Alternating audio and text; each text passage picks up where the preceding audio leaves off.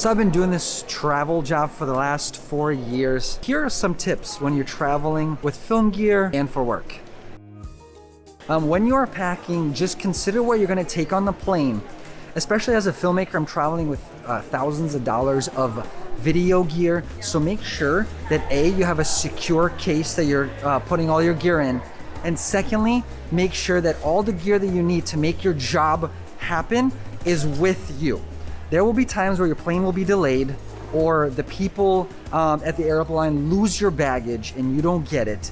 So make sure that you're traveling with your camera, with your audio equipment, anything that you need to make your job happen. When you're traveling with film gear, what you can actually do is get a media pass. All a media pass is a laminated piece of paper that says media pass on one end, and on the other end, it has all of your information and then a nice barcode or some sort of link to your website. That tells any airline that you are a film professional. Third bag they usually check will be $120. But with the media pass, each bag costs you $50 up to 99 pounds.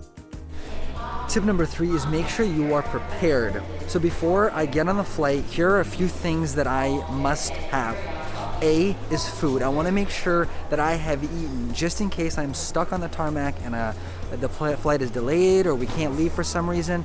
I am eating. Secondly, I want to make sure I have a water bottle.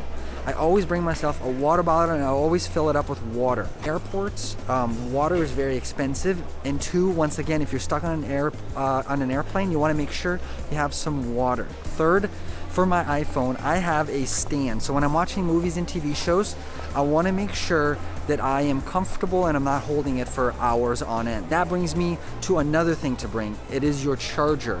There are little tiny chargers that you can bring just in case you have nowhere to plug in. A sweatshirt.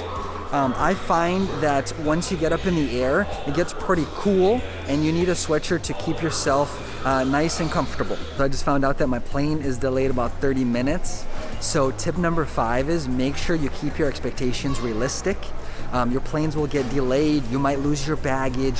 So all those things you have to have in the back of your mind because it will happen. After a 2-hour delay, we are finally boarding. Keep in mind that day is gonna be a long day. You will be tired. So make sure to drink a lot of water and eat. Don't forget to eat because these days, these travel days, sometimes could be 8 hours, 9 hours, sometimes even 12 hours if the planes are delayed. And I've had that happen to me. All right, we're on to tip number 6. For this tip, I want to talk about loyalty. When you're traveling a lot, try and fly the same airline. So pick an airline that you like, know how much it takes for you to get status on the airline, and make sure to fly that same airline as much as you possibly can. There's so many amazing perks when you're traveling a lot, from a bigger seat, from free first class upgrades, to faster check-in process, all the way to free baggage for many of these airlines. All right, so I finally made it to my hotel room. However, I am only with the bags that I brought on the plane. The bags that I checked did not make it just yet. I will be getting them tomorrow morning.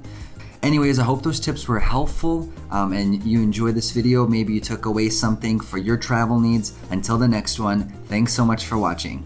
Bye.